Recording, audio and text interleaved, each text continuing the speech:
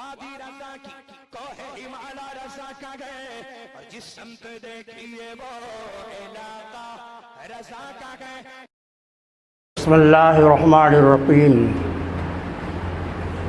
الحمد للہ رب العالمین والصلاة والسلام علی سید المرسلین وعلی آلہ واصحابہ اجمعین. اما بعد فاعوذ باللہ من الشیطان الرجیم. بسم اللہ الرحمن الرحیم. یا ایھا الذین آمنوا اذا نودی للصلاة من یوم الجمعۃ فاسعوا الی ذکر اللہ وذروا البیع ذلکم خیر لکم ان کنتم تعلمون. صدق اللہ العظیم وبلغنا رسولہ النبی الامین الکریم ونحن علی ذلک لمن الشاہدین والشاکرین والحمد للہ رب العالمین. معزز سامعین، نوجوان دوستوں، عزیز بچوں، آئیے پہلے مراد مل کر آقائے دو جہاں، شہنشاہ کون مکان، رحمت عالم روحی فدا صلی اللہ علیہ وسلم کی بارگاہ ناز میں ہدیہ درود و سلام پیش کر لیں. اللہم صلی علی سیدنا و نبینا مولانا محمد کما تحب ترضی بأن تصلی علی صلاۃ و سلام علیک یا رسول اللہ صلی اللہ تعالی علیہ وآلہ وسلم. معزز سامعین، خطبہ مسمونہ کے بعد جس آیت مقدسہ کے تلاوت کا شرف حاصل کیا ہے، یہ آیت مقدسہ سورہ جمعہ کی ہے جو مدنی ہے، یعنی ہجرت کے بعد نازل ہوئی ہے. آیت مقدسہ کا ترجمہ یہ ہے: اے ایمان والو، جب تمہیں اذان دی جائے نماز جمعہ کے لیے، پکارا جائے نماز جمعہ کے لیے، فَاسْعَوْا إِلَىٰ ذِكْرِ اللَّهِ، تو تیزی سے اللہ کے ذکر کی طرف چل پڑو. خرید و فروخت چھوڑ دو، یہ تمہارے لیے بہتر ہے اگر تم اس کو جانتے ہو. معزز سامعین، حضرت آدم علیہ السلام سے لے کر آقائے دو جہاں صلی اللہ علیہ وسلم کی آمد تک ہر نبی کی شریعت میں ہفتے میں کوئی نہ کوئی ایسا دن تھا جس میں ان کی امتیں اجتماعی طور سے عبادت انجام دیتی تھیں. حضرت سیدنا آدم علیہ السلام کی شریعت میں آپ کی امت جمعرات کو اجتماعی عبادت کیا کرتی تھی. حضرت موسیٰ علیہ السلام کی امت، جن کو یہود کہا جاتا ہے، ان کی عبادت کا دن سنیچر تھا، جس کو قرآن نے یوم السبت سے تعبیر کیا ہے. یہود سنیچر کے دن اجتماعی عبادت کیا کرتے تھے، اور آج بھی وہ سنیچر ہی کے دن اپنی اجتماعی عبادت کیا کرتے ہیں. حضرت عیسیٰ علیہ السلام کی شریعت میں، جن کو نصارہ کہا جاتا ہے، ان کی امت نے اجتماعی عبادت کے لیے اتوار کا دن خاص کر رکھا تھا. پہلے بھی وہ اسی دن عبادت کرتے تھے، اور آج بھی جو موجودہ عیسائی ہے اتوار ہی کے دن وہ اجتماعی عبادت کیا کرتے ہیں. سیدنا ابراہیم خلیل اللہ علیہ السلام کی شریعت میں دوشنبے کے دن اجتماعی عبادت کی جاتی تھی. ان کی شریعت میں دوشنبے کے روز آپ کے امتی اجتماعی طور سے عبادت کا فریضہ انجام دیتے تھے.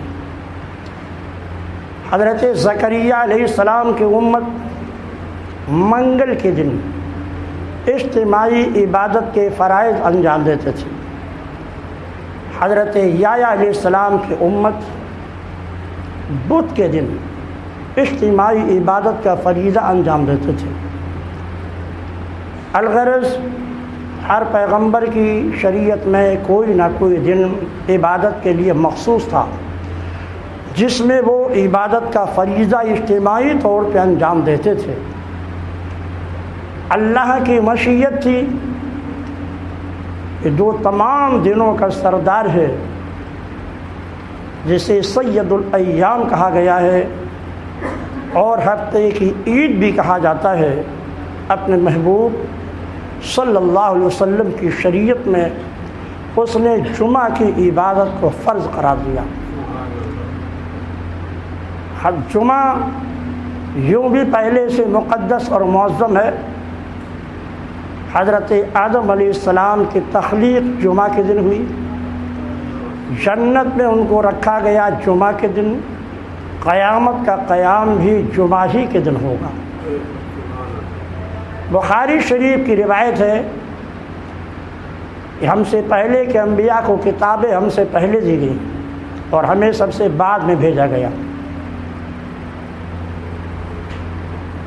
ایک بار کچھ صحابہ نے سوال کیا تھا اور علماء نے اس کی علت بھی یہ بیان کی ہے کہ سرکار کی تخلیق تو سب سے پہلے ہوئی، لیکن سرکار کو بھیجا سب سے بعد میں گیا تاکہ آپ کی امت کو قبر میں کم سے کم دن رہنا پڑے، کیونکہ ظاہر حضور کی امت کے بعد اب کوئی نئی امت آنے والی نہیں۔ حضرت عیسیٰ علیہ السلام اگر آسمان سے زمین پر اتریں گے بھی تو حضور اقدس صلی اللہ علیہ وسلم کا نائب و خلیفہ بن کر کے کام کریں گے۔ حضور کی ہجرت سے پہلے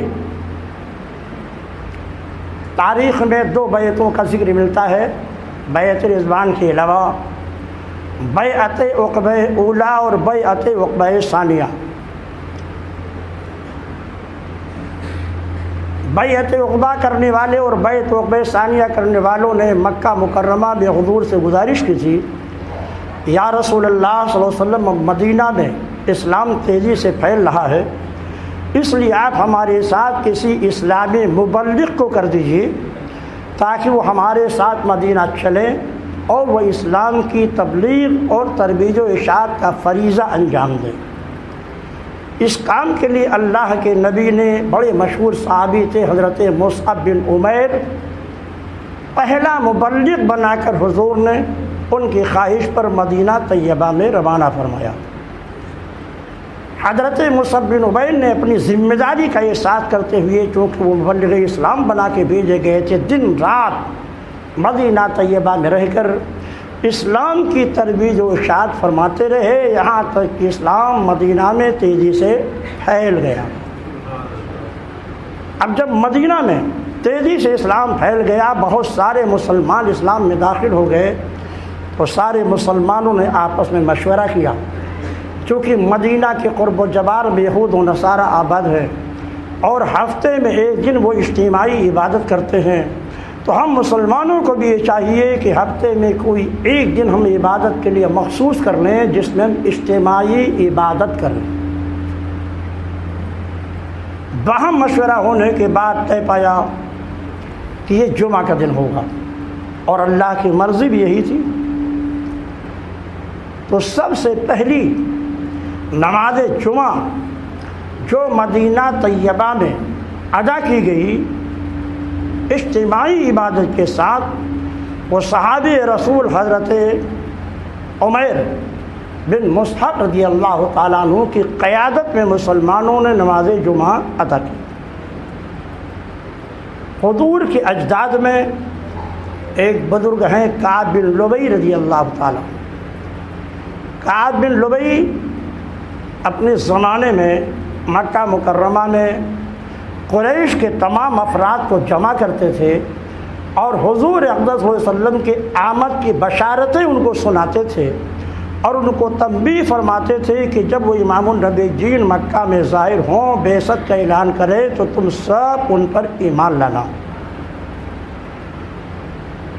اس لیے جمعہ کا جو دور جاہلیت میں نام تھا وہ عروبہ تھا، یعنی اس کی پرانا نام دور جاہلیت میں جمعہ کا نام عروبہ تھا، لیکن حضور اقدس صلی اللہ علیہ وسلم کی بعثت کے بعد عروبہ نام لوگ بھول گئے اور جمعہ کا نام انتہائی مشہور ہو گیا، جس کا ذکر بھی قرآن نے کہا یا ایھا الذین آمنوا اذا نودی للصلاۃ من یوم الجمعۃ فاسعوا الی ذکر اللہ، اے ایمان والو جب جمعہ کے دن تمہیں ذکر الہی کے لیے بلایا جائے، اذان دی جائے تو تیزی سے چل پڑو اور خرید و فروخت کو ترک کر دو، چھوڑ دو۔ اس آیت مقدسہ میں یہ کہا گیا ہے کہ جب جمعہ کی اذان ہو تو خرید و فروخت بند کر دو۔ معزز سامعین، مدینہ طیبہ میں جمعہ کے دن مدینہ طیبہ کے مضافات کے جو دیہات تھے وہاں کے لوگ بھی اپنے سامان کو بیچنے کے لیے مدینہ آ جاتے تھے اور اپنے سامان کو بیچ کر اپنے ضروریات کی چیزیں مدینہ طیبہ سے خرید کر اپنے دیہات لے جایا کرتے تھے۔ تو اس لیے جمعہ کے دن مسلمانوں کا ازدحام کثیر اکٹھا ہو جاتا تھا، اس لیے اس دن کو یوم جمعہ کہا جاتا ہے، یعنی مسلمانوں کے اکٹھا ہونے کا، اجتماع ہونے کا خاص دن۔ چونکہ مدینہ طیبہ میں خرید و فروخت کا بازار زیادہ گرم ہو جاتا تھا، کثرت سے لوگ چیزیں بیچتے اور خریدتے تھے، اس لیے اس کا تذکرہ آیت مقدسہ میں کر دیا گیا کہ جب اذان ہو جائے تو خرید و فروخت کر دو، فاسعوا الی ذکر اللہ، اور اللہ کے ذکر کی طرف تیزی سے چل پڑو۔ یہاں خرید و فروخت کا تذکرہ اسی وجہ سے ہے کیونکہ وہ خاص دن تھا چیزوں کے خریدنے اور بیچنے کا، ورنہ مفسرین نے ارشاد فرمایا ہے کہ کوئی بھی ایسا کام جو جمعہ کی طرف جانے سے میں رکاوٹ پیدا کرے وہ تمام کام اذان جمعہ ہونے کے بعد ناجائز ہے۔ آپ مکان بنا رہے ہوں یا کسی چیز کو بیچ رہے ہوں یا کسی چیز کو خرید رہے ہوں یا کسی دوسرے کام میں مشغول ہوں، وہ تمام کام چھوڑ دیجئے اور نماز جمعہ کے لیے چل پڑیے۔ آقا کائنات صلی اللہ علیہ وسلم جب ہجرت کر کے مدینہ طیبہ پہنچتے ہیں، تاریخ کا جاننے والے اس بات سے اچھی طرح واقف ہیں کہ حضور نے ہجرت کے بعد قباء میں 25-24 دن قیام فرمایا تھا اور وہاں پر آپ نے مسجد قبلتین کی بنیاد رکھی تھی، جسے قرآن نے کہا ہے الذی اسس علی التقوی، یہ وہ مسجد ہے جس کے بنیاد تقوی و پرہیزگاری پر رکھی گئی ہے۔ جو حجاج حرمین طیبین کی زیارت کے لیے جاتے ہیں، بہت سارے مقامات مقدسہ کی زیارت کرتے ہیں، وہ لوگ مسجد قبلتین بھی جاتے ہیں اور وہاں پر 2 رکعت نماز ادا کرنا آقا کائنات صلی اللہ علیہ وسلم کی اور خلفائے راشدین کی سنت کریمہ ہے۔ جب سرکار مسجد قبلتین کی تعمیر سے فارغ ہو کر مسجد اور مدینہ طیبہ کے لیے آپ روانہ ہوئے تو راستے میں ایک قبیلہ پڑتا تھا مسجد بنی سالم، جس کو مسجد بنی سلمہ بھی کہا جاتا ہے، مسجد بنی سلمہ بھی کہا جاتا ہے۔ جب حضور اس قبیلے میں پہنچے تو سرکار دو جہاں صلی اللہ علیہ وسلم وہاں جب پہنچے تو نماز جمعہ کا وقت ہو چکا تھا۔ تو سب سے پہلی نماز جمعہ مدینہ طیبہ میں حضور اقدس صلی اللہ علیہ وسلم کے اقتداء میں مسجد بنی سلمہ میں ادا کی گئی اور سرکار نے امامت فرمایا۔ مصعب بن عمیر تو مبلغ بن کے گئے تھے، ان کی تبلیغ کے اثر سے مدینہ میں کثرت سے اسلام پھیل گیا تھا، لیکن منصب امامت کو حضرت مصعب نے نہیں سنبھالا، بلکہ ایک بڑے مشہور صحابی تھے حضرت اسد بن زرارہ۔ تبلیغ مصعب بن عمیر نے کیا اور مسجد جمعہ میں پہلی امامت حضرت اسد بن زرارہ نے کیا۔ ان صحابی کا آپ نام یاد رکھیے، یہ پہلے صحابی ہیں جنہوں نے مدینہ طیبہ میں انہی کے اقدام میں صحابہ کرام نے پہلی نماز جمعہ ادا کی، اور یہ وہ پہلے صحابی ہیں کہ جن کے وصال کے بعد اللہ کے نبی نے ان کے جنازے کی نماز پڑھی۔ تو اسد بن زرارہ کی ایک خصوصیت ہے کہ پہلی نماز جمعہ ان کے اقدام مدینہ میں ادا کی گئی، اور یہ پہلے صحابی ہیں جن کے انتقال کے بعد نماز جنازہ بھی ادا کی گئی۔ معزز سامعین، حدیث شریف میں ہے کہ جب جمعہ کا دن آتا ہے تو حضرت جبریل علیہ السلام کی قیادت میں فرشتوں کی ایک جماعت زمین پہ بھیجی جاتی ہے، اور حضرت جبریل علیہ السلام خود مسجد حرام کے دروازے پر رونق افروز ہوتے ہیں۔ بقیہ فرشتے یہ زمین پر پھیل جاتے ہیں، ان تمام مساجد کے دروازے پر جا کر کے بیٹھ جاتے ہیں جہاں پر جمعہ کی نماز ادا کرنے کے لوگ آتے ہیں۔ ان کے ہاتھوں میں سنہری قلم یعنی سونے کا قلم ہوتا ہے اور چاندی کا کاغذ ہوتا ہے۔ اسی سنہری قلم سے، سونے کے قلم سے، چاندی کے کاغذ پر الاقدم فالاقدم یعنی نماز جمعہ کے لیے سب سے پہلے کون آیا اس کا نام اس خاص رجسٹر میں درج ہوتا ہے۔ جو فرشتے مسجد جمعہ کے دروازے پہ بیٹھ کر ترتیب کے ساتھ آنے والوں کا نام لکھتے رہتے ہیں۔ دوسری حدیث شریف میں فرمایا گیا، جو نماز جمعہ کے لیے پہلی ساعت میں حاضر ہوا اسے اتنا ثواب ملتا ہے کہ گویا اس نے ایک اونٹ کی قربانی پیش کر دی۔ اگر دوسری ساعت میں آدمی نماز جمعہ کے لیے آتا ہے تو اسے اتنا ثواب ملتا ہے کہ گویا اس نے گائے کی قربانی پیش کی۔ اگر تیسری گھنٹے میں کوئی نماز جمعہ کے لیے تیسری ساعت میں آتا ہے تو اسے اتنا ثواب ملتا ہے کہ گویا اس نے ایک مینڈھے کی قربانی پیش کی۔ اگر چوتھی ساعت میں اگر کوئی شخص نماز جمعہ کے لیے آتا ہے تو اسے یہ ثواب ملتا ہے کہ گویا اس نے مرغ کو صدقہ کیا۔ اور اگر پانچویں ساعت میں آتا ہے تو اسے اتنا ثواب ملتا ہے گویا اس نے انڈے کا صدقہ کیا۔ یعنی جو جتنا تاخیر سے آئے گا اس کا ثواب اتنا ہی گھٹتا چلا جائے گا۔ پہلی ساعت میں آنے والے کو اونٹ کے قربانی کا ثواب، دوسری ساعت میں آنے والے کو گائے کے قربانی کا ثواب، تیسری ساعت میں آنے والے کو مینڈھی کی قربانی کا ثواب، چوتھی ساعت میں آنے والے کو مرغ کے صدقہ کرنے کا ثواب، پانچویں ساعت میں آنے والے کو انڈا کے صدقہ کرنے کا ثواب۔ پانچویں ساعت کے بعد امام منبر پر بیٹھ جاتا ہے اور لوگ اور وہ فرشتے جو دروازے پر رجسٹر پر نام لکھ رہے تھے وہ بھی اپنے رجسٹر کو لپیٹ کر اور خطبہ کے سننے میں مصروف ہو جاتے ہیں۔ اب اگر اس کے بعد کوئی شخص آتا ہے تو اس کا نام اس خاص رجسٹر میں درج نہیں ہو پاتا۔ حدیث شریف سے یہ پتہ چلتا ہے کہ فرشتوں نے جو رجسٹر تیار کیا تھا، پہلے فلاں آیا، پھر بعد فلاں آیا، اس کے بعد فلاں آیا، اس کے بعد فلاں آیا، اس کے بعد فلاں آیا، آئندہ جمعے کو وہ فرشتے حاضرین پر اچٹتی ہوئی نظر ڈالتے ہیں۔ گزشتہ جمعہ میں پہلے فلاں آیا تھا، آج وہ نظر نہیں آ رہا ہے۔ دوسری ساعت میں فلاں آیا تھا، آج وہ نظر نہیں آ رہا ہے۔ تیسری ساعت میں فلاں آیا تھا، آج وہ نظر نہیں آ رہا ہے۔ چوتھی ساعت میں فلاں آیا تھا، آج وہ نظر نہیں آ رہا ہے۔ پانچویں ساعت میں فلاں آیا تھا، آج وہ نظر نہیں آ رہا ہے۔ تو فرشتے جب دیکھتے ہیں کہ وہ آنے والے جو گزشتہ جمعہ میں پہلے اور اس کے بعد ترتیب سے آئے تھے جمعہ میں موجود نہیں ہیں، ان فرشتوں کے ہاتھ خدا کی بارگاہ میں اٹھ جاتے ہیں، اے مولا تیرا فلاں بندہ گزشتہ جمعہ میں سب سے پہلے آیا تھا، آج وہ نظر نہیں آتا، اگر وہ بیمار ہو گیا ہو تو اے اللہ اپنے کرم سے اس کو شفا دے دے، اگر وہ سفر میں چلا گیا ہو تو خیریت کے ساتھ اسے واپس کر دے، اور اگر وہ کسی اور کام میں مشغول ہو گیا ہو اور نماز جمعہ کے لیے نہ سکا ہو تو اے پروردگار عالم اس کے اندر اطاعت کا جذبہ پیدا فرما دے تاکہ وہ تیری عبادت کے لیے مسجد میں آئے۔ معزز سامعین، نماز جمعہ یہ فرض عین ہے، اگر کوئی اس کی فرضیت کا انکار کر دے اسلام سے خارج ہو جائے گا۔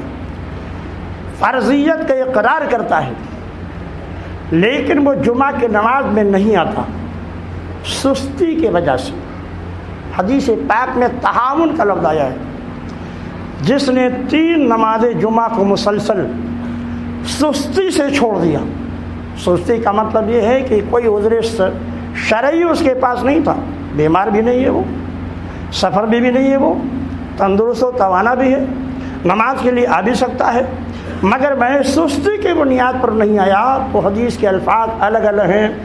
بعض حدیثوں میں آیا طبع اللہ علی قلبہ، اللہ اس کے دل پہ مہر کر دیتا ہے۔ بعض روایتوں میں آتا ہے کہ اللہ اس کا نام منافقین میں لکھ دیتا ہے۔ پروردگار عالم اپنے غضب سے میں اور آپ سب کو محفوظ فرمائے۔ اس لیے عزیزان محترم، کوشش یہ کیا کریں کہ نماز جمعہ کے لیے جلد سے جلد آئیں، تاکہ آپ کے ثواب میں بھی زیادہ سے زیادہ اجر کثیر لکھا جائے۔ آقا کائنات صلی اللہ علیہ وسلم کے زمانے میں صحابہ کرام کا اس قدر شوق تھا نماز جمعہ کے لیے کہ حدیثوں سے پتہ چلتا ہے کہ نماز فجر سے پہلے ہی تاریکی میں، گھنگھور تاریکی میں چراغ لے کر کے وہ لوگ مسجدوں میں پہنچ جاتے تھے، اور نماز فجر پڑھنے کے بعد نماز جمعہ کے انتظار کے لیے مسجد میں بیٹھے رہتے تھے۔ اس لیے کہ حدیث شریف میں آیا ہے کہ جب کوئی بندہ مسجد میں داخل ہوتا ہے اور وہ نماز کے انتظار میں بیٹھا رہتا ہے تو اس کا پورا وقت اس کے عبادت اور نماز ہی میں لکھا جاتا ہے، جب تک کہ وہ کوئی ایسا فعل نہ کرے جس سے فرشتوں کو تکلیف ہو، مثلا اس کی ریا خارج نہ ہو، اس کا وضو نہ ٹوٹے۔ اس لیے محترم، نماز جمعہ کی اسے ہفتے کا عید بھی کہا گیا ہے۔ یہ جو حدیث قرآن کریم میں فرمایا گیا کہ نماز کے لیے جب اذان دی جائے تو فسعوا، تیزی سے چل پڑو، اس سے مراد کون سی اذان ہے؟ تو حضرت امام اعظم ابو حنیفہ رحمۃ اللہ علیہ کا قول یہ ہے کہ اس سے مراد پہلی اذان ہے، یا پہلی اذان ہو جانے کے بعد کوئی بھی ایسا کام کرنا جو نماز جمعہ کی طرف جانے سے روک پیدا کرے، اشکنے پیدا کرے، روک پیدا کرے، وہ شرعاً جائز نہیں ہے۔ اس لیے اگر دونوں شخص جمعہ کی نماز کے لیے جا رہے ہیں، خریدنے والا بھی بیچنے والا بھی جا رہا ہے، اور راستے میں ایک نے کہا کہ میں نے موبائل بیچا، اس نے کہا میں نے خریدا، یہ خریدنا بھی جائز، یہ بیچنا بھی جائز، کیونکہ خریدنا اور بیچنا وہ ممنوع ہے جو نماز جمعہ کی طرف جانے سے روک دے، اور یہ تو دونوں نماز جمعہ کے لیے جا ہی رہے ہیں، اور راستے میں انہوں نے سودا کر لیا خریدنے اور بیچنے کا، تو وہ شریعت میں جائز ہے، ناجائز و حرام نہیں ہے۔ کشتی میں بیٹھ کر دونوں نماز جمعہ کی ادا کرنے کے لیے جا رہے ہیں، راستے میں کوئی خرید و فروخت کر لیا، شریعت میں اس کی اجازت ہے، کیونکہ یہ خرید و فروخت بھی نماز جمعہ سے روکنے والا نہیں ہے۔ اس لیے اگرچہ آیت کریمہ میں وزر البیع کا لفظ آیا ہے، خرید و فروخت چھوڑ دو، مگر اس کا مفہوم یہ ہے کوئی ایسا فعل یا کوئی ایسا کام نہ کرو جو تمہیں نماز جمعہ سے روک دے۔ ایک حدیث شریف میں فرمایا گیا کہ جو شخص جمعہ کی نماز کے لیے آیا اسے چاہیے کہ غسل کر لے۔ دوسری حدیث میں آیا خوشبو استعمال کر لے،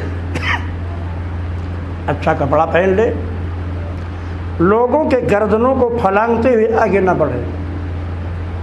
یہ بھی ایک طریقہ ہے، جو لوگ مسجد میں پہلے آ گئے بیٹھ گئے، اب اس جگہ پر ان کا حق ہے، ان کو ہٹا کر کے بیٹھنا شریعت میں ممنوع ہے۔ یہ مسجد ہی کی بات نہیں، کسی بھی مجلس میں جو پہلے آ کر جہاں بیٹھ گیا یہ اس کا حق ہو گیا، کسی دوسرے کو اس کی اجازت نہیں کہ اس کو ہٹا کر کے اس کی جگہ خود بیٹھے۔ گردنوں کو پھلانگ کر کے آنا، آگے بڑھنا، اس کو تخطی کہا گیا ہے حدیث پاک میں، یہ بھی شریعت میں ممنوع ہے۔ کسی کی گردن پھلانگ کر کے آپ آگے بڑھیں گے تو اس کو تکلیف ہوگی۔ دو آدمی بالکل سمٹ کر بیٹھے ہوئے ہیں، ان کے درمیان میں آپ گھس کے بیٹھیں گے جس سے ان کو تکلیف ہوگی، یہ بھی شریعت میں ممنوع ہے۔ ہاں اگر آگے سب کو لوگوں نے خود خالی چھوڑ دیا ہے اور پیچھے آ کر بیٹھ گئے ہیں، تب چونکہ شریعت کا حکم نہیں ہے کہ پہلے آگے سبوں کو بھرو پھر اس کے بعد دوسری سب لگاؤ، تب ایسی صورت میں آنے والوں کو اس کی اجازت ہے کہ وہ لوگوں کے درمیان سے گزرتے ہوئے آ کر کے اگلی سب کو پہلے پر کریں۔ حدیث پاک میں ہے کہ کل میدان قیامت میں کچھ لوگ دنیا میں صف اول کے پیچھے رہنے کی کوشش کریں گے تو قیامت کے ان کا حساب بھی سب سے بعد میں ہوگا. جو جتنا پہلے ہوگا اس کا حساب و کتاب بھی اتنا ہی پہلے ہوگا. پروردگار عالم ہمارے اور آپ کی حاضری جمعہ کو اپنی بارگاہ میں شرف قبولیت سے نوازے. ہماری اور آپ سب کی باتوں کو قبول فرمائے، گناہوں کی مغفرت فرمائے. ہمیں اور آپ سب کے اہل و عیال کو، ہمارے اہل و عیال کو دنیاوی آلام و مصائب سے محفوظ کر رکھے. جن حضرات کی سنتیں باقی ہیں ادا فرما لیں.